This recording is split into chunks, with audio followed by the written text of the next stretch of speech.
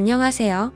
저는 정말 몹쓸 생각으로 힘겨운 하루하루를 버티면서 보내고 있습니다. 남들이 들으면 정말 어떻게 저 따위 생각을 하냐고 손가락질하고 욕을 하실 걸 잘 알고 있습니다. 하지만 제 입장을 알고 나서도 어떻게 생각하실지가 너무 궁금했고, 그로 인해서 수많은 분들께서 봐주시는 이곳에 묻고 싶더라고요. 그래서 부끄러운 마음이 크지만 도움을 청하고 싶어서 제 사연을 적어 보내게 되었습니다. 부디 끝까지 읽어주시고 현명한 조언 말씀 부탁할게요. 우선 제 소개를 간단하게 말씀드리면 저는 20대 후반의 유부녀입니다. 그리고 지금은 한 지붕 아래에서 저와 남편 그리고 도련님과 함께 지내고 있죠. 처음부터 도련님이 함께 살았던 건 아니었는데 도련님이 대학교에 가기 위해서 저희 집에 지내게 되면서 결국 사건이 터지고 말았습니다. 왜냐하면 제가 도련님을 사랑하게 되어버렸기 때문이죠. 남편과는 제가 20살이 되었을 때 만남을 가지게 되었습니다. 어릴 때 철없이 만나서 이렇게 사랑이 변했다고 생각할 수도 있겠지만 제 인생에 있어서 모든 걸 다 줘도 전혀 아깝지 않은 그런 완벽한 남자였습니다. 그리고 남편도 결혼을 하기 전에는 세상 그 누구보다 저를 아껴주고 사랑해줬던 남자였죠. 저희가 처음 만나게 된 건 다름 아닌 제가 다니던 대학교에서 만나게 되었습니다. 그때까지만 해도 정말 세상 물정도 몰랐고 학창 시절에는 오로지 제가 바라던 이 학교를 오기 위해 공부에만 전념하면서 살았습니다. 그래서 남들이 다 해보는 연애도 한번 제대로 해본 적도 없었고 연애는 까짓거 대학교 가서 실컷 해보면 되지라는 생각이 컸었죠. 하지만 막상 대학교에 입학하고 나서 수많은 남자들을 마주하게 되면서 제 성격을 잘 알게 됐습니다. 나름대로 많은 사람들이 제게 고백을 해줬지만 도저히 용기를 내서 사귀고 싶은 사람이 없더군요. 그러다 신입생 환영회를 하는 자리에서 제 남편을 만나게 되었습니다.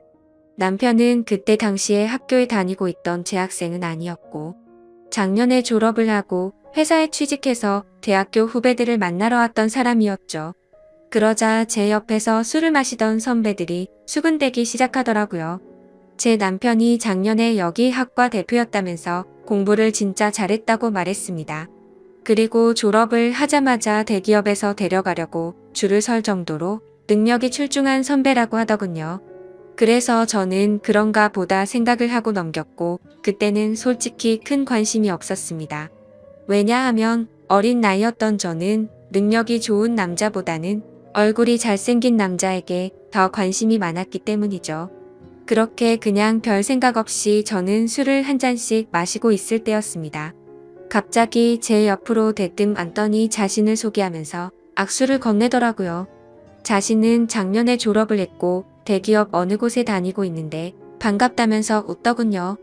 그런 이야기들은 이미 듣기도 했고 제게는 이 남자가 별로 관심이 없었지만 웃으면서 네 선배님 반가워요 라고 대답을 했죠. 그렇게 간단하게 인사만 하고 그 자리를 떠날 줄 알았는데 그날 술자리가 끝날 때까지 지겹도록 제 옆에서 이야기를 하는데 그때는 왜 이러는 거지 싶었습니다. 그렇다고 처음에 생각했던 마음처럼 계속해서 관심이 없지도 않았습니다. 이야기를 한참 나누다 보니 정말 똑똑하고 젠틀한데 매력까지 넘쳤던 이 남자에게 약간은 호기심이 들었기 때문이죠. 그리고 주변에 있던 여자 선배들은 인기 많던 선배님이 이러는 모습은 처음 본다면서 말을 하는데 그 말을 듣고 나니까 괜히 저도 모르게 우쭐해지는 기분까지 들더라고요. 한참 뒤 술자리는 끝이 났고 저는 집으로 가려고 택시를 기다리고 있었습니다. 그때 뒤에서 선배는 제 앞에 차를 대더니 집까지 데려다 준다고 했죠. 그러면서 자신은 차를 갖고 와서 술 안 마셨으니 걱정 안 해도 된다고 얼른 타라고 말했습니다. 저는 술에 좀 취해서 피곤한 것도 있었고 처음으로 보는 외제차에 관심이 생겨서 그 차에 올라탔습니다. 그때는 무슨 정신이었는지 술에 취해서 온갖 헛소리를 했던 것 같네요. 선배님은 졸업하자마자 돈이 어딨어서 이런 차를 샀냐고 하는 둥. 선배님이 이 학교에서 인기도 제일 많고 공부도 완전 잘했다면서요? 라며 정신없는 소리를 내뱉었죠. 그러자 그 선배는 자신보다 어린 동생이 혀가 꼬여서 헛소리를 하는 걸 좋게 봤는지 제게 귀엽다고 하더니 주말에 둘이서 같이 밥이나 먹자고 하더라고요. 저는 반쯤 정신이 나가 있었기에 별로 생각이란 걸 거치지 않고 약속을 잡게 되었습니다. 하지만 다음날 눈을 떠서는 망했다 싶은 마음이 들었죠. 물론 그 선배에게 호기심이 생기기는 했지만 그건 단순히 호기심일 뿐. 제가 꿈에 그리던 저 션의 상대는 절대 아니었기 때문입니다. 그렇다고 술에 취해서 약속을 잡은 거라며 실수라고 할 수도 없는 노릇이었고, 주말이 오기까지 너무나도 침울한 마음으로 한 주를 보내고 있었습니다. 결국 약속한 주말이 찾아왔고 남자와 단둘이 만나는 건 처음이었기에 내심 많이 떨리더군요. 저는 약속 시각에 맞게 약속 장소에 도착을 했고 고급스러운 식당 안으로 들어갔습니다. 선배는 먼저 와서 자리에 앉아 있었고 미리 주문을 했다면서 잠시 뒤에 코스별로 요리가 나오기 시작하더군요. 솔직히 뭔가 기분이 좋았습니다. 처음으로 와보는 고급스러운 식당에서 비싸 보이는 음식들도 먹으니 힐링하는 기분이 많이 들었죠. 그리고 선배는 상냥하고 차근하게 제게 음식에 대해 설명을 해주면서 섬세하게 저를 챙겨주더라고요. 아마도 그런 좋은 모습에 저도 모르게 제 마음은 점점 빠져들었던 것 같습니다. 처음에는 나가기 싫던 마음이 식사가 끝나고 나니 그런 마음은 이미 사라지고 없었죠. 식사가 끝난 뒤에는 선배의 차를 타고 외곽에 있는 풍경 좋은 카페로 향했습니다. 오랜 시간 동안 차분히 대화를 나누게 되었고 선배가 어떤 사람인지 조금 더 알 수가 있겠더라고요. 남들이 생각하듯이 태어날 때부터 천재였던 사람은 아니었고 어려운 가정 형편 때문에 집안을 살리기 위해서 정말 열심히 공부를 했다고 했습니다. 그런 진지한 얘기들을 하면서도 재치 있게 웃음을 줘서 즐거웠습니다. 결국에는 좋은 회사에 취직하면서 파격적인 제안으로 차도 받게 되었고 남 부럽지 않은 연봉을 받게 되었다고 하더라고요. 그러면서 자신은 저를 처음 보는 순간부터 숨이 멎는 만큼 반하게 됐고 진지하게 만나볼 생각이 없냐고 했습니다. 솔직히 그때는 많은 호감이 생기기는 했지만 그 선배와 연애를 하고 싶은 마음은 없었죠. 저는 정말 죄송하다고 거절을 했고 그 선배는 자신이 너무 성급했던 것 같아서 미안하다고 하더라고요. 그러면 우선 부담 없이 한 번씩 같이 만나서 밥이나 먹고 친하게 지내보자길래 어쩔 수 없이 그러자고 대답하게 되었습니다. 그날 이후로 선배를 가끔씩 만나며 지냈습니다. 아주 좋지도 않았고 그렇다고 관심이 없지도 않은 그런 마음이었죠. 그러다 어느 날 학교에 행사가 있어서 선배는 또 다시 학교로 찾아오게 되었고 그 선배의 진가를 알게 되어버렸습니다.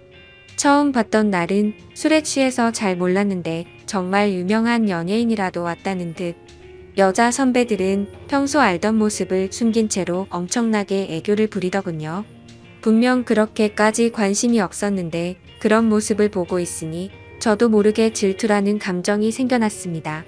저는 어디서 그런 용기가 났는지 대뜸 선배에게 친한 척 다가가서 인사를 했더니 선배는 활짝 웃으면서 잘 지냈냐면서 제 머리를 쓰다듬더라고요. 그 순간 주변에 있던 모든 사람은 일시정지가 되어버렸고 저는 가슴이 뛰기 시작했습니다. 그날 그 사건으로 인해 저는 제 진심을 알게 되었고 고백을 받았던 제가 오히려 선배에게 제 마음을 알려주고서 연애를 시작하게 되었죠. 처음에는 하나의 문제도 없다고 생각될 만큼 모든 순간이 행복했고 만족스러웠습니다. 그래서 어린 나이임에도 불구하고 저는 결혼 고백을 승낙하게 되었고 22살이라는 어린 나이의 유부녀가 되어버렸던 거죠. 그때는 이 사람과 지내면 평생이 행복하겠구나 싶었습니다. 하지만 그런 행복은 결코 오래가지가 않더군요. 처음에는 다른 신혼부부들처럼 알콩달콩 행복했던 것 같습니다. 하지만 결혼을 하고 6년 정도가 지나게 되자 남편은 저를 가정부처럼 생각하는 듯했죠. 부부라고 보기엔 어려울 정도로 대화도 잘 이루어지지가 않았고 야근을 밥 먹듯이 하다 보니까 함께 있는 시간도 점차 없어졌습니다. 처음에 그런 징조가 있을 때만 해도 저는 그런 현실이 슬퍼서 많이 울었습니다. 하지만 그런 슬픔도 시간이 갈수록 무뎌지더니 그러거나 말거나라는 생각으로 지내고 있더군요. 그러던 어느 날 남편과 식사를 하던 중 남편은 무심하게 얘기를 하더라고요. 남편의 막내 동생이 취업을 하려고 면접을 보고 다녀야 하는데 취직을 할 때까지만 이곳에서 지내야 한다고 했죠. 저는 저와 한마디 상의도 없이 그런 결정을 내리고 통보하는 모습에 화가 났습니다. 결국에 또 싸움을 하게 됐고 도련님이 오면 나는 집 나갈 거라고 통보하고 방으로 들어가 버렸죠. 하지만 제 협박 아닌 협박은 남편에게 전혀 통하지도 않더군요. 그러거나 말거나 라는 마음인지 주말 아침 일찍 현관벨이 울려서 봤더니 도련님이 왔더라고요. 저는 미리 알지도 못했기에 깜짝 놀랐습니다. 그저 당황스럽기도 했고 남편 때문에 화도 났었고 그런 복잡한 마음이었던 것 같네요. 하지만 그런 상황을 전혀 모르는 도련님에게 문도 열어주지 않을 수는 없어서 문을 열어주고는 아무렇지 않은 척 반갑게 인사를 건넸습니다. 마지막으로 봤을 때가 결혼식쯤이었는데 그 사이에 엄청난 미남의 남자로 컸더라고요. 처음 보는 순간 제가 좋아하는 남자 배우를 닮은 외모의 키도 모델처럼 커서 솔직히 많이 놀랄 정도였죠. 저는 오랜만에 만나서 반갑다며 어떻게 몇 년 사이에 이렇게 다 컸냐고 말을 했습니다. 그러자 도련님은 저도 군대도 다녀왔고 어엿한 성인인데 당연히 다 컸죠 라면서 웃더라고요. 아무튼 갑작스럽게 벌어진 상황에 도련님이 언제 올지를 몰랐다며 얼른 방 정리를 마무리한다고 했더니 괜히 이렇게 민폐 끼치게 돼서 죄송하다며 저를 돕겠다고 하더군요. 그렇게 함께 비어있던 방을 쓸고 닫고 정리를 마치면서 어색함이 싫었기에 많은 대화들을 나누었습니다. 도련님은 여자친구가 없는 상황이었고 남들처럼 대학교를 끝마치지 않은 이유가 사실 따로 있었더군요. 남편에게는 취업을 하기 위해서 왔다고 했지만 제게 비밀이라면서 말해준 사실은 오디션을 보기 위해서 왔다고 했습니다. 누가 봐도 후광이 비칠 정도의 외모에 왜 연예인을 하지 않나 생각했는데 아니나 다를까 배우 쪽으로 진로를 정했다는 걸 알게 되었던 거죠. 그 말을 듣자마자 저는 열심히 응원한다며 저도 모르게 박수가 절로 나오더라고요. 무슨 팬이 연예인을 응원하듯이 행동한 게 창피해서 머쓱해하고 있는데 그 모습을 보더니 도련님은 웃겨서 쓰러지려고 하더군요. 그래도 그 덕분에 뭔가 어색함이 조금은 사라지는 듯했죠. 그렇게 짐을 다 풀고 나서 도련님은 밖에서 일을 좀 보고 온다며 집 밖으로 나갔습니다. 그제서야 조금 정신이 번쩍 들더라고요. 이제 와서 다시 집에서 나가라고 할 수도 없는 노릇이고 어쩔 수 없이 당분간은 함께 지내야겠구나 생각하고 체념을 했습니다. 그날 저녁 남편과 도련님은 함께 식사를 나누면서 그동안의 회포를 풀었고 다음 날부터는 가정주부인 저와 따로 일이 없던 도련님은 대부분의 시간을 함께 보내게 되었습니다.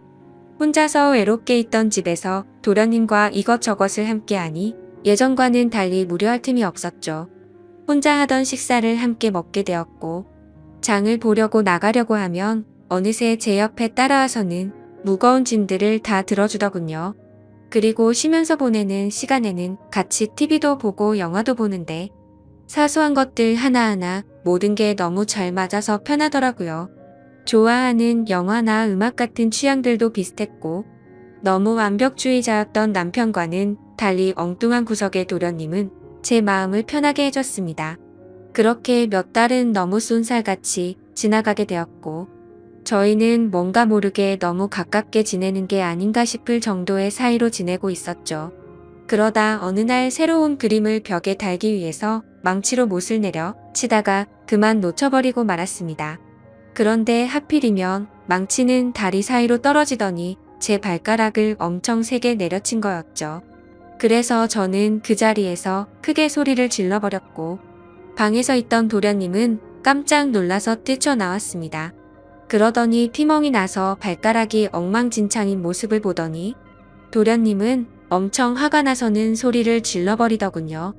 자신한테 말하면 되는 걸 왜 굳이 해서 이렇게 다치냐면서 무섭게 다그치더라고요.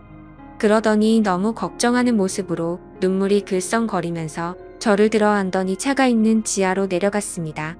정신없이 뛰어가는 와중에도 제게 아프지 않냐고 물어보길래 저는 너무 아프다고 말했고 조금만 참으라더니 병원으로 쏜살같이 갔죠. 급하게 치료를 끝내고 나니 도련님은 화를 낸 게 무안했는지 사과를 하더군요. 형수님이 다치셔서 너무 깜짝 놀라서 화를 내게 된 거라고 죄송하다고 했습니다. 그런 모습을 보고 있으니 제 걱정을 해준 도련님의 모습에 고마운 마음과 묘한 마음이 들어서 괜찮다고 했죠. 그렇게 도련님과 저는 집으로 돌아가게 되었고 저녁 늦은 시간에 남편이 들어와서 오늘 있었던 일을 말해줬습니다. 그런데 남편은 쳐다보는 둥 마는 둥 하더니 조심 좀 하지 이 한마디가 끝이더군요. 아마도 그때부터 남편에게 향하던 사랑이 완전 식어버린 듯합니다. 그날이 있고 며칠 뒤 남편은 중요한 일이 있어서 하루 동안 출장을 다녀온다고 하더라고요. 그래서 그런가 보다 하고서 남편을 떠나보냈고 다리를 다친 저를 부축해주는 도련님과 함께 장을 보러 나갔습니다. 그런데 그날따라 주변에 보이는 커플들이 한없이 부러워 보였습니다. 남편과 밖에서 식사를 한 지는 언제인지 기억조차 나지 않았고 너무 비참한 인생을 사는 듯한 제 모습이 짜증이 났죠. 그래서 도련님에게 오늘 우리 외식하고 들어갈까요? 라고 물었고 도련님과 함께 결혼 전에 자주 가던 단골 식당으로 갔습니다. 식당 주인 아주머니께서는 왜 이렇게 오랜만에 왔냐면서 어떻게 미모가 예전 그대로 예쁘냐며 저를 부끄럽게 칭찬을 해주시더라고요. 그 말을 듣고 있던 도련님은 저희 형수님이 예전에도 지금처럼 예뻤냐고 묻더군요. 그러자 식당 아주머니는 그때도 완전 예뻤다며 걸핏하면 다른 남자들이 번호 물어보고 가고 그랬다며 말하셨습니다. 칭찬에 괜히 기분이 좋아졌고 옛 생각도 나서 소주도 한 병 시켰죠. 그런데 소주를 한 잔 두 잔씩 먹다 보니 평소보다 많은 양을 마시게 되었고 결국 술에 잔뜩 취해버려서는 온갖 진상을 피우게 되었습니다. 술을 마시다 보니 감정이 복받치게 되었고 저는 갑자기 눈물이 나더라고요. 예전에는 이렇게 집에 갇혀있는 애완동물처럼 살지 않았는데 너무 외롭고 슬프다고 말했습니다. 그러자 도련님은 아직 젊은데 굳이 왜 그렇게 지내냐고 묻더군요. 그 말을 들으니 맞는 말이었습니다. 굳이 누가 이렇게 살라고 정해준 인생도 아닌데 그럴 필요가 없었죠. 도련님은 굳이 외롭고 슬픈데 억지로 참을 거 없다며 하고 싶은 대로 하라고 하더라고요. 그러다가 문득 궁금해져서 물었습니다. 형의 아내인데 이혼해도 상관없다는 거냐고 물으니 자신도 이곳에서 지켜보니 형의 행동이 심히 거슬렸고 그렇게 살 바에는 그게 더 낫지 않겠냐 하더군요. 그래서 저는 도련님이 보기에는 제가 이혼하고 나면 잘 살 수 있겠냐고 물었습니다. 형수님은 지금도 충분히 어리고 예쁘신데 당연한 거 아니냐고 하더라고요. 형수님만 아니었으면 자신도 반했을 거라고 하는데 무슨 말이지 싶어서 깜짝 놀라는 동시에 예쁘다고 해주는 말에 저도 모르게 심장이 두근거렸습니다. 그렇게 묘한 감정으로 도련님과 함께 집으로 들어왔고 도련님은 간단히 한 잔 더 하지 않겠냐고 물어보더라고요. 평소 같았으면 술에 많이 취해서 그냥 잤을 텐데 그날은 저도 모르게 조금 더 마시고 싶었습니다. 결국 술을 조금 더 마시다가 도련님이 말하더군요. 형한테 죄 지은 것도 없는데 형수님이 이렇게 지내는 거 마음이 아프답니다. 만약 결심만 선다면 자신이 최선을 다해서 도울 테니 친한 동생이라고 편하게 생각하고 말하라고요. 그 말을 듣는데 너무 취해서 정신이 나가버린 건지 저를 위해서 그런 말을 해주던 모습이 너무 사랑스러워서 도련님의 볼에 입을 맞추고 말았습니다. 저도 모르게 충동적으로 그런 행동을 하고 나서는 정신이 번쩍 들었고 죄송하다는 말을 하고는 피곤해서 먼저 잔다면서 방으로 도망가 버렸죠. 그렇게 실수를 저지르고 나서 아침 일찍 남편은 다음날 집으로 돌아왔고 저는 남편에게 엄마가 아프셔서 집에 좀 다녀온다고 말하고는 도련님이 일어나기도 전에 집에서 나갔습니다. 정말 오랜만에 오게 된 집은 정말 제 마음을 위로해줬죠. 그리고 그동안 있었던 일들을 생각하면서 제 머릿속은 너무 확연하게 정리가 되더라고요. 전날 있었던 그 실수도 갑작스러운 실수인지 아닌지도 많은 생각을 해봤습니다. 하지만 정말 슬프게도 단순한 실수는 아니었습니다. 얼마 전부터 도련님과 함께 있으면 시간 가는 줄 모르게 행복하다는 생각을 많이 했었고 생각만 해도 가슴이 두근거리고 보고 싶다는 생각이 가득해지더군요. 하지만 이건 도저히 말도 안 되는 사랑이란 생각에 마음이 너무 심란해졌습니다. 그냥 이런 생각을 갖고 있는 게 답답하기도 했고, 오랜만에 단짝 친구를 보고 싶어서 연락을 하고 무작정 나갔습니다. 오랜만에 만난 친구와 또 다시 술잔을 기울이게 되었고, 그 친구와는 정말 있는 말 없는 말 다 할 정도로 평생 지기 친구였기에 술에 취해서는 제가 겪고 있는 고민에 대해서 모든 걸 물어봤습니다. 친구는 제가 외롭고 슬프다고 생각이 든다면 남편과 이혼을 하는 건 정말 훌륭한 선택 같다고 생각한다더군요. 하지만 도련님에 대해 느끼는 그 감정이 평생 동안 갈 수 있을 것 같냐고 했고, 아무리 둘이서 사랑해서 만난다고 치더라도 주변 사람들의 시선은 감당할 수 있냐고 묻더라고요. 그 말을 듣고 저도 제어가 안 되는 제 마음이 너무 미웠습니다. 그런데 그때 때마침 도련님에게서 장문의 메시지가 왔습니다. 형수, 어제 그 마음이 진심인지 아닌지는 잘 모르겠지만 사실 나도 예전부터 형수를 보면 많이 설레게 되었어요. 그렇다고 이런 잘못된 사랑을 키워나가는 건 절대 아니라고 생각했기에 참았어요.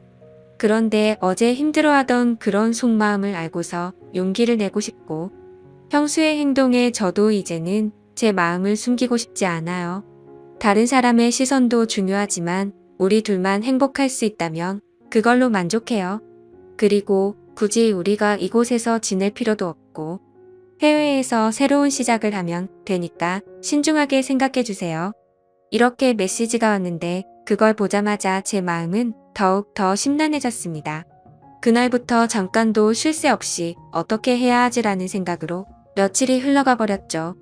하지만 아무리 큰 사랑일지라도 이렇게 드라마에서나 나올 법한 사랑을 하기에는 저는 겁이 많았습니다.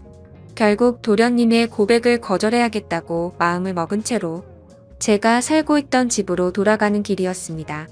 그런데 도련님과의 만날지 말지의 생각을 해본 것만으로도 바람을 핀 것처럼 남편에게 미안한 마음이 들었죠. 그래서 오랜만에 남편과 외식을 하고 싶은 마음에 깜짝 놀래켜 주려고 남편의 회사로 찾아갔습니다. 남편 회사 근처에 위치한 커피숍에서 커피를 시키고서는 남편에게 연락해서 이곳으로 오라고 하려고 전화를 하려던 순간이었습니다. 그런데 제 눈앞에는 충격적인 광경이 펼쳐지고 말았죠. 신호음이 가는 중에 남편이 저 멀리서 보였는데 어떤 미모의 어린 여자와 입맞춤을 하고는 회사로 들어가더군요. 내가 지금 본 게 도대체 뭐지 싶었고 너무 충격적이었습니다. 솔직히 남편에 대한 미련은 전혀 없는 줄 알았는데 막상 바람을 피우는 그 모습을 보니 배신감에 피가 거꾸로 솟는 기분이더군요. 순간적으로 저는 그 길로 남편이 아니라 곧장 그 여자의 뒤를 따라갔습니다. 그렇게 택시를 따라간 그 길은 제게 너무나도 익숙한 길이었죠.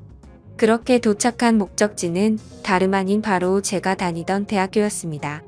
저는 택시에 내리자마자 소리를 쳐서 그 여자를 불러세웠습니다. 그러자 그 여대생은 당황해하면서 저를 쳐다보더라고요. 그래서 저는 다가가서 말했습니다.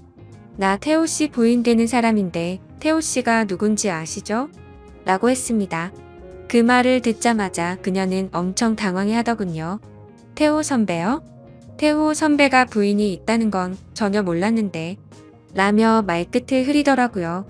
그래서 저는 대충 상황 파악이 되었고 시간을 좀 내달라고 하고는 그동안 있었던 일에 대해서 이야기를 듣게 되었습니다.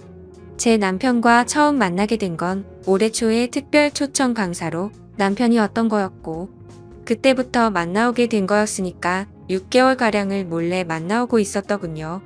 그리고 며칠 전 출장을 갔다 온 것도 이 여자와 여행을 다녀왔던 거였답니다. 이 여자에게는 처음부터 총각인척 행세를 했다더라고요. 어린 동생 같은 여자가 너무 큰 충격을 받아서 울고 있는데 안쓰럽기까지 하더라고요. 그래서 말했습니다. 나도 이 학교 나와서 언니 같아서 해주는 말인데 그 남자 정말 변하기 시작하면 끝도 없는 놈이라고 했죠. 나는 오늘부로 이놈이랑 당장 끝낼 거라서 상관없는데 앞으로 어떻게 할지는 잘 결정하라고 말하고는 집으로 돌아와 버렸습니다. 저는 그렇게 집으로 모든 짐을 싸서 나가려고 가고 있는데 남편이란 놈에게서 한참 동안 전화가 오더니 계속 받지 않으니 그 여자애와 통화를 하는 건지 전화가 그만 오더군요. 현관문을 열고 들어서자 도련님이 아무렇지 않다는 듯이 해맑은 미소로 웃으면서 반기는데 참아왔던 눈물이 왈칵 쏟아졌죠. 도련님은 너무 당황해하면서 저를 끌어안아줬고 한참 울고 나서 모든 사실을 이야기해줬습니다. 그러자 제게 말하더라고요. 차라리 잘된 거라고 생각하랍니다. 자신도 그런 더러운 짓을 한 친형을 앞으로 마주 보는 것조차 싫다면서요. 하지만 그 순간에는 일단 당장은 짐을 싸서 나가고 싶고 한순간도 그곳에 있기가 싫었습니다. 그래서 이 이야기는 나중에 하자고 말했고 도련님은 제 짐을 들고 저희 본가까지 저를 바래다 줬죠. 저는 오늘 있었던 상황이 정신이 없어서 온몸에 힘이 빠져서 잠이 들고 말았습니다. 그런데 그날 밤 벨소리가 울리더니 도련님에게서 전화가 오더라고요. 집 앞이라고 나오라고 해서 나가봤더니 얼굴에 피멍이 들어서는 저를 아프게 한 게 너무 열받아서 참을 수가 없었답니다. 그냥 너무 보고 싶어서 참아왔다며 친형이 한 짓 때문에 상처받아서 울고 있는 저를 보는 게 너무 슬펐답니다. 제가 자신을 선택하든 안 하든 형에게 자신의 마음은 솔직하게 다 말했다고 합니다. 저는 마음이 너무 복잡했지만 아무튼 그렇게까지 하고 왔는데 그냥 보내기가 싫더라고요. 그렇게 그날은 상처를 치료해줬고 다시 고민해보고 연락을 준다고 했죠. 그 사건이 있고 나서 며칠 뒤에 남편과는 만나서 이야기를 하게 됐습니다. 얼굴에 상처를 보니 차마 볼 수 없을 정도로 훨씬 심각한 상태더라고요. 그런데 그 모습을 보는데 전혀 불쌍해 보이지 않고 기분이 다 풀렸습니다. 남편은 잠깐의 실수를 한 거라며 제게 용서를 해달라면서 울면서 매달렸습니다. 하지만 저는 조금이나마 있던 마음조차도 이미 다 사라졌기에 제발 그만하라고 했죠. 솔직히 말해서 제 앞에 있는 이 인간의 얼굴을 보고 싶지 않았고 도련님의 얼굴을 보고 싶은 마음뿐이었습니다. 어떻게 이런 상황에도 불구하고 제 마음은 제 마음대로 되지가 않더군요. 한참을 아무 말 없이 가만히 있으니 남편은 직설적으로 제게 물어봤습니다. 동생이 너를 사랑한다고 했다는데 너는 걔를 어떻게 생각하냐고 하더라고요. 저는 뜨끔한 나머지 그걸 물어봐야 하는 문제냐고 말도 안 되는 소리라며 버럭 화를 내버렸고 남편에게 이혼 서류를 건네어 줬더니 더 이상은 아무 말 없이 도장을 찍어주더군요. 그렇게 결국에는 공식적인 남편과의 부부 사이는 끝이 나게 되었습니다. 그 뒤로는 위자료로 돈도 많이 생겼기에 도련님의 말처럼 해외로 가서 새로운 삶을 시작해도 무리가 없을 정도가 됐죠. 그런데 이렇게 이혼한 남편의 동생과 새로운 사랑을 시작하는 게 맞는 걸까 너무 고민이 되고 있습니다. 어느 정도로 사랑하냐고 묻는다면 자신 있게 말할 수 있을 것 같아요. 그 남자와 있던 1분 1초 모든 시간들이 너무 소중했고 지금 이 글을 쓰면서도 보고 싶고 참기가 힘이 듭니다. 하지만 누가 봐도 잘못된 만남이라고 손가락질 할 텐데 그건 두렵지가 않습니다. 다만 영원할 것 같아서 해봤던 사랑이 이렇게 산산조각 났는데 또 시작을 해도 되는 건지가 두려울 뿐이죠. 제가 앞으로도 어떤 삶을 살아가는 게 좋을까요? 제 앞으로의 미래를 위해서 현명한 댓글 남겨주시길 부탁할게요. 긴 글 읽어주셔서 진심으로 감사드려요. 저는 결혼할 나이가 한참이 지나버린 30대 후반의 노총각입니다. 웬만하면 인터넷이 이런 글을 적는 성격이 아닌데 제게 있었던 일이 너무 황당한 것 같기도 하고 혹시나 제가 잘못 생각하고 있는 건 아닌가 싶기도 하더라고요. 그래서 다양한 분들이 보시는 이곳에 사연을 남기게 되면 조금은 더 객관적인 이야기를 들어볼 수 있을 것 같아서 사연을 적어봅니다. 일단 간략히 말씀드리자면 얼마 전 제 인생의 모든 걸 바치고 싶었던 여자친구가 있었습니다.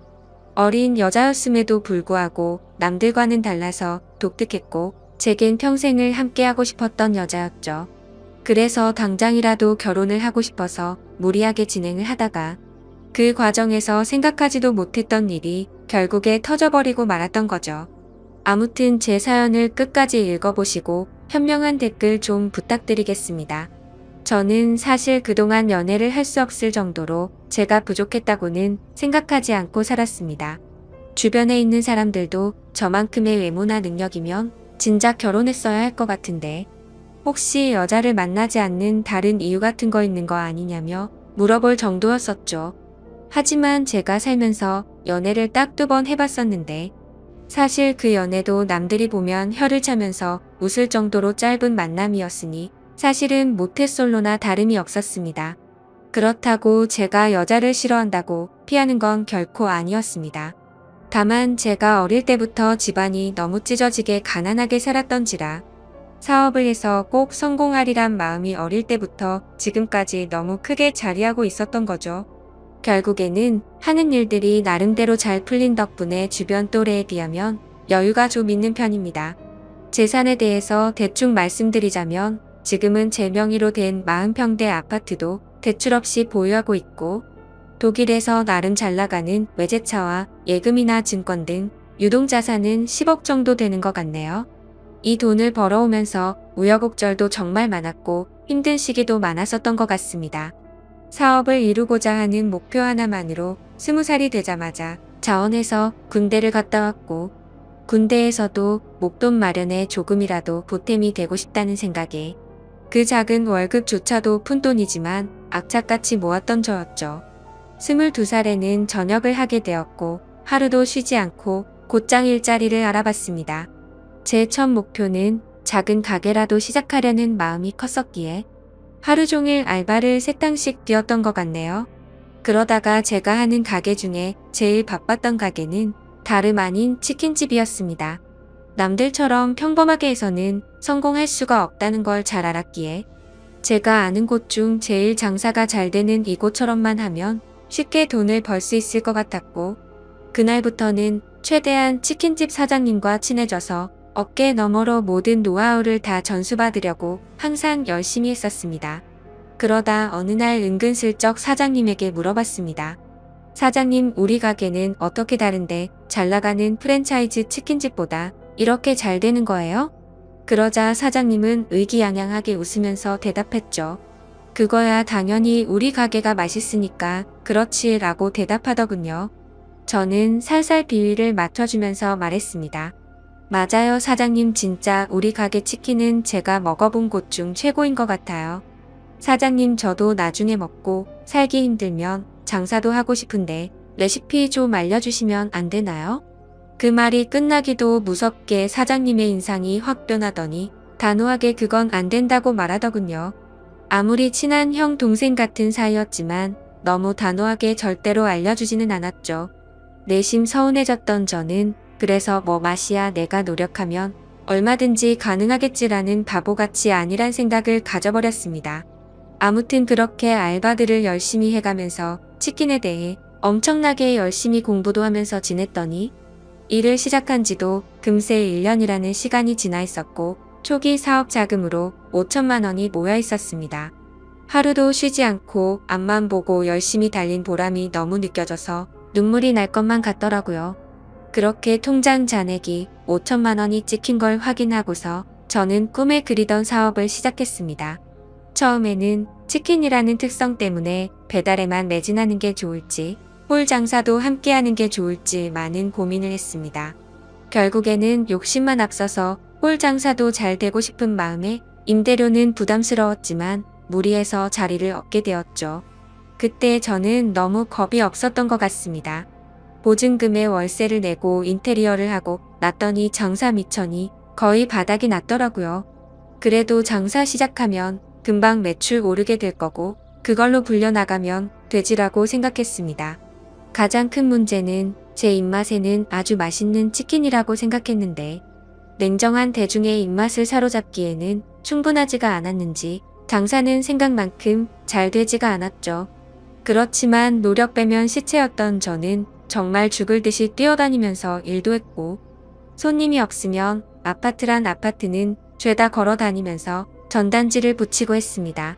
얼마나 많이 붙였으면 심심하면 경비분들이 돌아가면서 전화를 하셨고 집에 작작 붙이라면서 가게 전화로 욕도 엄청나게 먹었습니다.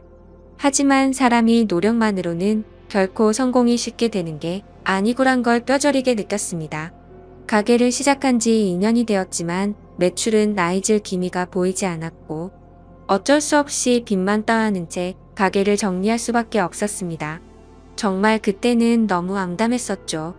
남들보다 열심히 살았고 정말 많이 노력해서 첫 가게를 꾸미고 좋아했던 그때 생각이 떠올라서 너무 슬펐습니다. 그렇다고 제 꿈을 포기할 수는 없었기에 긍정적으로 생각했고 실패는 성공의 어머니라는 명언을 가슴에 되새기면서 다시 일을 시작할 준비를 하고 있었습니다. 그때부터는 음식 장사에는 진절머리가 났었기에 어떤 일이 제게 잘 맞을지 또 다시 고민을 시작했죠. 그런데 생각해보니 식당들의 닭이나 식자재를 납품해주는 곳이 번뜩 떠오르더군요. 항상 물건을 보내주면서도 여유가 넘쳐 보이던 모습이 떠올랐고 이쪽 시장에 궁금증이 생기더라고요. 저는 곧바로 저희 가게에 닭을 납품해주던 사장님에게 연락을 드렸고 유통업을 배워보고 싶은데 사람 필요 없냐고 물어보았고 그곳에 취직을 하게 되었습니다. 그렇게 사업 자금을 마련하기 위해서 몇 년 동안 일을 배워갔죠. 역시나 돈을 버는 게 생각처럼 쉽지는 않았지만 유통업은 내가 열심히 노력하고 정직하게 하면 충분히 성공할 수가 있겠다 싶었습니다. 그래서 결국 저는 몇 년 동안 배운 노하우와 자금을 바탕으로 특유의 친화력을 앞세워서 열심히 영업을 시작했고 지금까지 연애는커녕 제대로 쉬지도 않고 쉼없이 달려오다 보니 나름대로 업계에서도 알아줄 정도로 사업 규모도 커지게 됐고 안정적으로 기반도 갖춰지게 되었죠. 그렇게 제가 꿈꾸던 목표를 나름대로 이뤄지고 제 자신을 돌아보니 뭔가 많이 허망하더군요. 그 오랜 시간 동안을 사치는 금물이었기에 여자들과 어울려서 논다거나 이런 건 생각조차 하지 않고 지냈고 주변에서 여자친구를 소개시켜준다고 했지만 귀에 들어오지도 않았습니다. 그런데 이제는 제 나이를 돌아보니 나이도 40대를 앞두고 있었고 술을 마시다 보면 제 스스로 외롭다면서 한탄하는 모습이 보이더군요. 그러다가 이대로는 안 되겠다 싶어서 발등에 불 떨어진 것 마냥 여기저기 사교 모임에 나가기 시작했습니다. 아니나 다를까 여자들을 상대한 경험이 너무 없었던 저는 모든 게 낯설었죠. 그렇게 몇 달 동안 여러 차례 모임에 나가다 보니 이것도 아니다 싶은 생각이 들 때였습니다. 식당 문이 열리면서 인사를 하고 들어오는데 정말 주변에 있는 모든 남자들이 쳐다볼 정도로 예쁜 외모의 여자가 들어왔습니다. 솔직히 말해서 저 외모에 왜 이런 모임에 나오는 걸까라는 생각이 들었었죠. 그런데 알고 보니 그 여자는 모임에 자주 나오던 대학생 여동생이 있는데 그 사람의 친구라고 얘기를 해주더군요. 그러더니 그녀는 잠시 친구 얼굴만 보고 선약이 있어서 가봐야 한다며 잠깐 앉아있다가 모두에게 인사를 하고는 가버렸습니다. 정말 제 인생에 있어서 이런 떨림을 가지게 될 거란 건 생각조차 못했습니다. 하지만 저도 나름대로 남들에 비해서는 능력도 갖췄기에 용기를 내게 되었죠. 그날이 지나고 모임에 자주 나오던 여동생에게 연락을 해서 말했습니다. 오빠가 사실 그때 데리고 왔던 친구한테 관심이 있어서 그런데 혹시 소개 좀 시켜줄 수 있을까? 만약에 그 친구랑 잘 되면 진짜 마음에 드는 선물 한턱 쏠 테니까 주선 좀 해줘라고 말했습니다. 그러자 그 여동생은 의미심장한 말을 하더라고요. 소개는 어렵지 않은데 제 친구 보통 내기는 아닌데 감당할 수 있겠어요? 무슨 말이지 싶기도 했지만 사실 그때는 그런 건 귀에 들어오지도 않았었죠. 결국 그 여동생은 소개는 잡아보겠다고 했고 며칠 뒤에 소개를 받기로 약속을 잡았습니다. 그날 처음 만나는 자리였고 가능한 이야기를 많이 나누고 싶은 마음에 룸이 따로 구분된 아주 비싼 고급 레스토랑에 예약을 해두었죠. 약속한 당일 저는 미리 도착을 했고 그녀는 빨간 원피스를 입고서 들어오는데 무슨 연예인이 들어오는 건가 싶어서 정신을 못 차리겠더군요.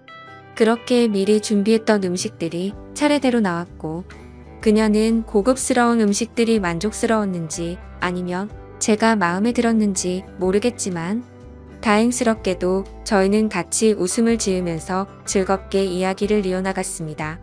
그러더니 이렇게 비싼 레스토랑에는 자주 오시나 봐요? 라고 물어보더군요. 저는 사실대로 말하는 게 좋겠다 싶어서 웃으면서 대답했습니다. 오늘 예지씨 처음 보는 날이라서 무리 좀 했다며 자주 오진 않아요. 라며 웃었죠. 그러자 그녀도 저도 이런 데는 처음 와보는데 뭔지도 모르고 그냥 먹는 거라고 하더라고요. 순수해 보이는 모습에 저는 그녀에게 더욱 호감을 느끼고 있었습니다. 그렇게 이런저런 얘기를 주고받다가 와인을 한 잔씩 하다 보니 그녀는 취기가 올라왔는지 두 볼에 손을 대고서 저를 빤히 쳐다보더니 나이에 비해서 동안이고 귀엽게 생기셨네요 라고 하더군요. 갑자기 무슨 말을 하는 건가 싶어서 놀랬지만 좋게 봐주는 듯 해서 속으로는 기분이 좋았죠. 그렇게 첫째 날은 서로가 무리하지 않고 식사를 즐겁게 마쳤고 주말에 보고 싶었던 콘서트가 있는데 같이 보러 가자고 했고 자연스럽게 애프터 신청을 하게 되었습니다. 사실 그때까지만 해도 너무 예의도 바르고 순수해 보였던 그녀였기에 소개를 시켜줬었던 그 여동생이 괜히 심술나서 장난을 친 건가 보다 했습니다. 그날 대리기사를 불러서 뒷자리에서 그녀를 데려다 주는데 술 기운에 약간 취했던 건지 살짝 제게 기대던 그녀가 너무 예뻐 보이고 두근거렸죠. 하지만 섣부르게 다가서다가는 모든 게 무너질까봐 더욱 조심했습니다. 그렇게 처음 만난 그날은 조심히 그녀를 집까지 잘 데려다 줬고 약속한 주말에 콘서트를 보기로 했던 날이 되었습니다. 저는 그날따라 일이 많은 바람에 생각보다 퇴근 시간이 늦어졌고 약속 시간에 맞춰서 가려고 애써봤지만 퇴근 시간에 걸려버렸죠. 결국 약속보다도 30분이나 늦게 도착을 하고 말았습니다. 그래서 도착하자마자 기다리고 있던 그녀에게 미안하다고 말을 했죠. 그녀는 일하다 보면 늦어지는 건 어쩔 수 없는 거 아니까 이해한다고 해주더군요. 배려심도 참 깊은 여자구나 생각하면서 기분 좋게 콘서트 시간까지 기다리고 있었습니다. 그렇게 기다리던 중 그녀는 갑자기 오늘 늦게 오셨으니까 부탁 하나만 들어주면 안 되냐고 하더라고요. 그런 모습에 귀여운 나머지 부탁이 뭔데요? 라며 웃으며 물어봤더니 지금 말고 나중에 꼭 하나만 들어달라고 해서 알겠다고 했죠. 그렇게 설렘을 가득 주던 그녀와 즐겁게 콘서트를 함께 관람하고 나서 곧바로 식사를 위해서 자리를 옮기게 되었습니다. 그녀는 주말이고 하니 식사보다는 오랜만에 술을 마시고 싶다고 하기에 저는 제가 잘 알던 조용하고 고급스러운 술집으로 갔습니다. 둘이서 술을 한 잔씩 마시기 시작하는데 아직 어려서 술이 약해서 그런지 아니면 너무 하얀 얼굴이라 그런지 금세 얼굴이 새빨개지더라고요. 솔직히 그런 소소한 모습조차도 너무 예뻐 보였고 저는 거침없이 사랑에 빠져들고 있었죠. 술을 몇 잔 마시다 보니 그녀도 점점 말이 많아지더군요. 그녀는 제게 왜 이렇게 결혼을 늦게까지 안 했냐고 물어보더니 자신은 지금 당장이라도 최대한 빨리 결혼해서 화목한 가정을 이루고 싶다더라고요. 그러더니 자신은 자신만을 위한 옷장도 생겼으면 좋겠다며 옷, 신발, 가방 등으로 방을 가득 채우고 싶다고 말했죠. 그리고 자신은 집에서 살림하면서 지내는 게 꿈이라고 말하면서 오빠는 결혼하게 되면 부인한테 일 시킬 거냐고 물어보더군요. 저는 그녀가 꿈꾸는 생각에 조금 당황하기도 했었고 당연히 맞벌이를 해야 한다는 생각이 있었습니다. 하지만 그녀가 원하는 대답을 해주고 싶었고 갑작스러운 질문에 저도 모르게 그럼요. 부인이 집에서 살림해주면 저야 고맙죠. 돈이야 제가 열심히 벌면 되는 거니깐요 라고 대답하면서 웃으며 넘겼습니다. 그렇게 술집에서 저희는 서로의 호감을 확인하고서 연애를 시작하기로 했고 무리하게 술을 마시다 보니 그녀의 정신은 이미 반쯤 나가 있더군요. 그때부터는 그녀와 말을 편하게 하기로 했기에 부축을 해주면서 물었습니다. 오빠가 집까지 데려다 줄 테니까 주소 좀 불러줄래? 그러자 그녀는 나 지금 이렇게 들어가면 아빠한테 혼나는데 술 좀 깰 겸 쉬다가 가면 안 될까요? 라고 하더군요. 그 말에 왠지 모르게 심장이 두근거렸고 저도 술에 취해서 그 말이 너무나도 반가웠습니다. 그러면 오빠가 여기 근처에 쉴만한 곳 좀 찾아볼게 라고 말했습니다. 그녀는 그냥 오빠 사는 곳도 구경하고 싶은데 집으로 가면 안 돼요? 라고 하더군요. 당돌한 그녀의 말에 깜짝 놀랐지만 속마음은 행복할 따름이었죠. 그래서 여자친구와 저는 처음으로 단둘이 있을 수 있는 저희 집으로 갔습니다. 집에 도착하고 나서 그녀는 이곳 저곳을 꼼꼼히 둘러보더니 오빠랑 결혼하면 저도 여기에 지내는 거예요? 이러더군요. 솔직히 제 마음속으로는 무슨 연애를 시작하기로 한 날부터 저런 말을 서슴없이 하는 거지 싶더라고요. 그렇지만 혹시라도 기분이 나빠질까 봐서 여자친구의 기분이 좋아지게 대답을 해줬습니다. 앞으로 결혼하면 이 집에다 예지가 원하는 거 다 하면 되는 거지 라며 웃으며 대답해줬죠. 집 구경을 한참 동안 하고서 그녀와 저는 서로를 마주보고 있는데 여자친구는 갑자기 전혀 생각하지도 못한 충격적인 말을 하더라고요. 사실은 이렇게 같이 있어서 좋긴 한데 자신은 혼전순결이라며 제게 미리 말해줘야 할 것 같다더군요. 그 말을 듣고 나니 솔직히 신체 건장한 남자로서 아쉬운 마음이 컸었지만 여지껏 연애도 안 하면서 잘 살아왔기에 그냥 그러려니 하는 마음으로 이해한다고 말해줬습니다. 그러자 그녀는 이해해줘서 고맙다며 피곤해서 먼저 자겠다면서 빈방으로 들어갔습니다. 저는 허탈한 마음에 와인을 더 마시고 잠을 잤고 다음날 아침에 일어나 보니 오늘 약속이 있다며 먼저 간다는 쪽지를 남겨두었더군요. 아마도 그때부터 그녀의 본 모습이 나온 게 아닌가 싶었습니다. 전날 마신 술 때문에 해장을 좀 해야겠다 싶어서 근처 식당에 가서 밥을 먹었고 계산을 하려고 지갑을 열었는데 묵직했었던 현금이 사라지고 없더라고요. 왜냐하면 혹시라도 제가 계산을 하는데 지갑이 비워 보이면 자존심이 상해서 5만원권으로 많이 채워놨었기 때문이었죠. 그때는 가끔 술 마시고 돈도 잃어버리는 일이 종종 있었기에 그냥 또 잃어버렸나 생각을 하고 넘겼습니다. 하지만 지금 돌이켜보면 아마도 그 돈도 제 여자친구가 몰래 훔쳐갔던 게 아닌가 싶네요. 아무튼 그날 이후로 저희는 남들처럼 좋은 곳에서 데이트도 하고 다니며 사랑을 키워나갔죠. 다른 날과 다름없던 어느 날 데이트를 하고 있는데 대뜸 부탁이 있다고 하더라고요. 콘서트에서 기다리게 해서 부탁 들어주기로 했던 거 있지 않았냐면서 혹시 그때 약속했던 부탁 곤을 들어주면 안 되냐고 하더군요. 그래서 부탁이라고 해봤자 별거 있을까 싶어서 무슨 부탁인지 물었죠. 사실은 친구가 남자친구한테 가방을 선물 받았답니다. 친구가 우쭐대면서 자랑하는데 기분이 너무 나빠졌다고 하더라고요. 그러더니 혹시 오빠 나 가방 하나만 사주면 안 돼? 라고 묻더군요. 제가 아무리 돈이 많다 할지라도 어릴 때 고생 해가면서 돈을 벌어봤기에 돈을 허투루 쓰는 걸 굉장히 싫어했습니다. 하지만 그때 당시에는 여자친구를 정말 많이 사랑했기에 차마 거절을 할 수가 없었죠. 결국 어쩔 수 없이 여자친구가 원하는 가방을 사러 갔더니 가격을 보고 기절할 뻔했습니다. 손바닥만한 가방이 300만 원이 넘어가는데 여자친구는 속이 썩어 들어가는 제 마음도 모르고 좋아 죽으려고 하더군요. 남자가 쪼잔해 보이고 싶지 않았기에 아무렇지 않은 척 가방을 사주게 되었고 그날부터는 여자친구는 제 돈을 쓰는 걸 별로 대수롭지 않게 생각하더라고요. 데이트를 할 때는 당연히 돈 10원도 쓰지 않았습니다.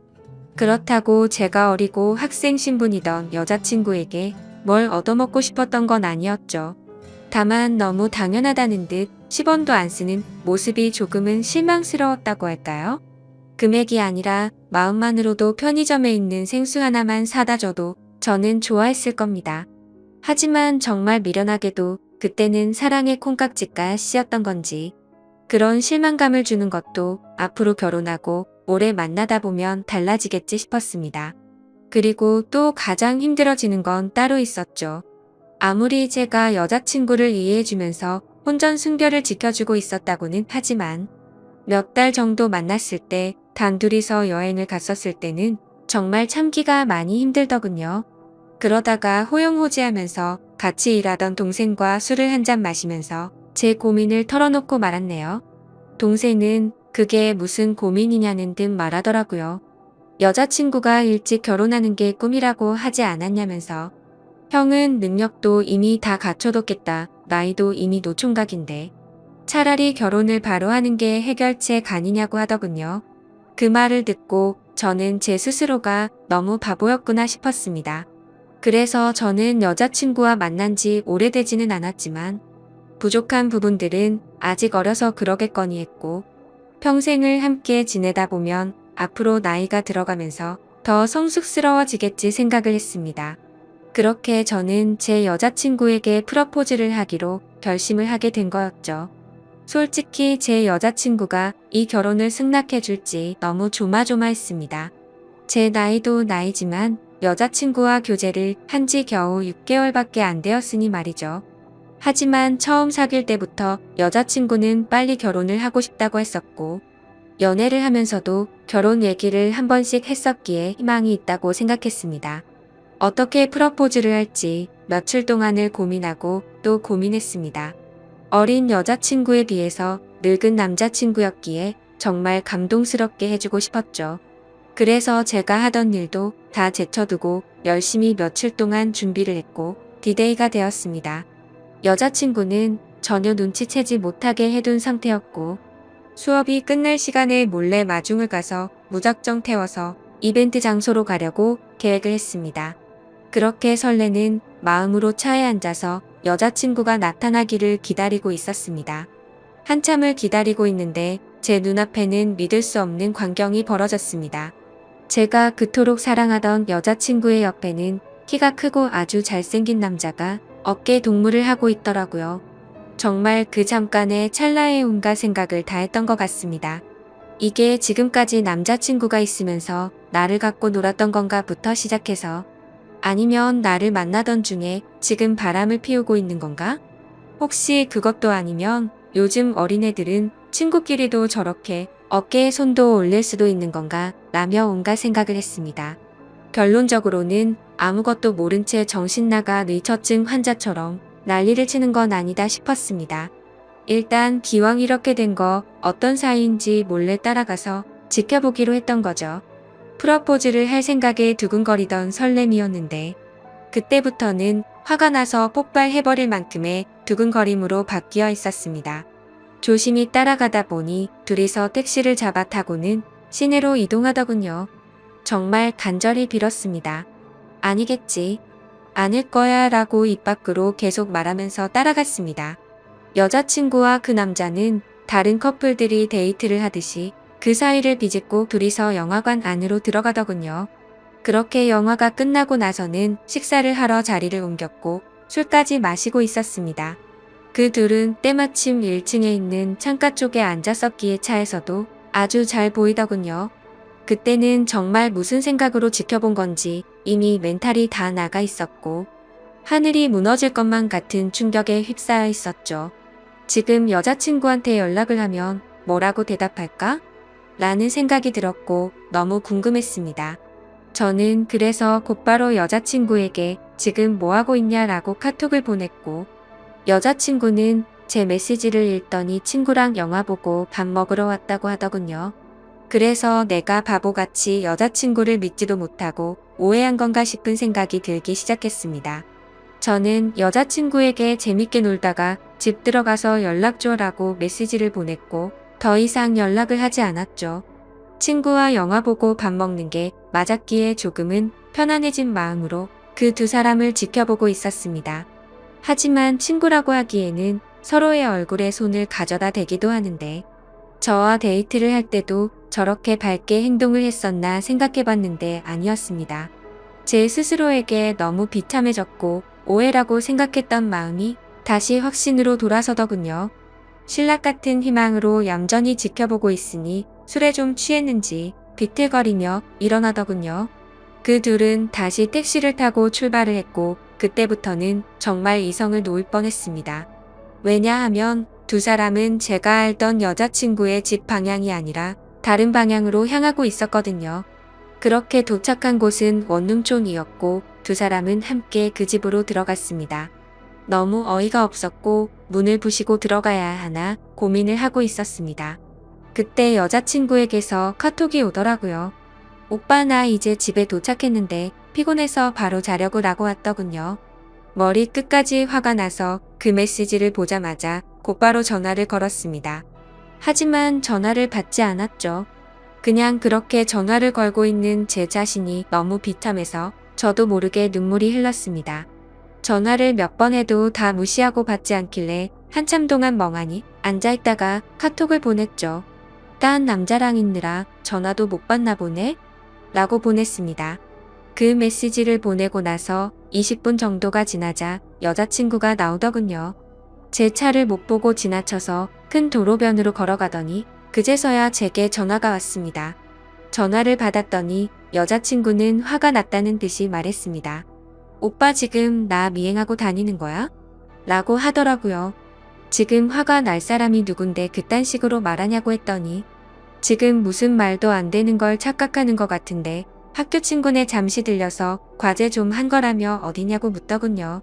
그 말도 안 되는 핑계를 듣고 있으니 너무 열이 받았습니다. 너는 집에 갔다고 거짓말 하더니 술 마셔서 취한 채로 과제하러 갔다고? 헛소리 하지 말고 앞으로 연락하지 마라 라고 말하고는 전화를 끊었습니다. 그렇게 하고는 계속해서 연락이 오는데 다 무시를 해버렸고 여자친구를 지나쳐서 집으로 들어갔죠. 그날 이후로도 며칠 동안 쉴 새 없이 전화가 오더라고요. 계속해서 전화를 무시하니까 메시지를 장문으로 보내는데 그날 내가 거짓말한 건 미안하다. 하지만 진짜 걔는 내 친구였고 아무 일도 없었다. 혹시라도 오빠가 오해할까봐 거짓말을 좀 하긴 했지만 제발 자신을 믿어달라고 하면서 솔직히 그 남자애가 나한테 관심이 있어서 달라붙는 건 맞는데 나는 전혀 관심이 없다라고 하더군요. 그래서 저도 마지막이다 생각하고 메시지를 보냈죠. 사실 그날 너를 따라간 거는 너와 결혼을 하고 싶어서 프러포즈를 하려고 갔던 거였다.